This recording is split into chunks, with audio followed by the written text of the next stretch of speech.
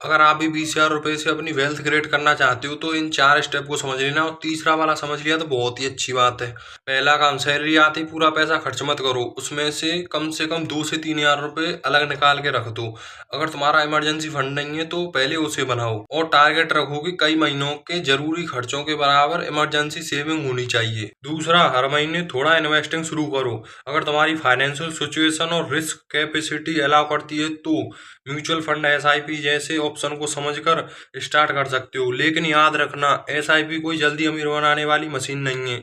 असल फायदा आता है लॉन्ग टर्म इन्वेस्टिंग और कंसिस्टेंसी से। अब बात करते हैं सबसे इम्पोर्टेंट तीसरे स्टेप की।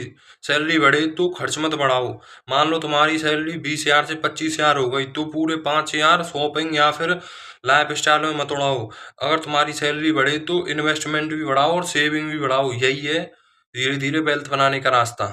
अब बात करते हैं चौथे स्टेप की, ये भी बहुत मोस्ट इम्पोर्टेंट है। अपनी सैलरी को बढ़ाओ। अगर तुम 20,000 रुपए में से सिर्फ खर्च काट कर बहुत बड़ा बदलाव करना चाहते हो तो बहुत मुश्किल हो सकता है। इसीलिए अपनी सैलरी को बढ़ाओ। सैलरी बढ़ाने के लिए कोई वैल्यूएबल स्किल सीखो, जैसे कि video editing, coding, designing, affiliate marketing या फिर फ्रीलांसिंग। और अपना गोल रखो कि पहले 20,000 की सैलरी को 30,000 फिर 40,000 तक ले जाना है। और याद रखना, पहला इमरजेंसी फंड बनाओ, दूसरा फिर इन्वेस्टिंग करो, फिर तीसरा इन्वेस्टमेंट बढ़ाओ, और साथ ही साथ इनकम भी बढ़ाओ। 20,000 सैलरी तुम्हारी फाइनल डेस्टिनेशन नहीं है, ये तुम्हारा स्टार्टिंग पॉइंट है। अगर तुम्हारी 20,000 की सैलरी है तो कमेंट में 20K लिखो।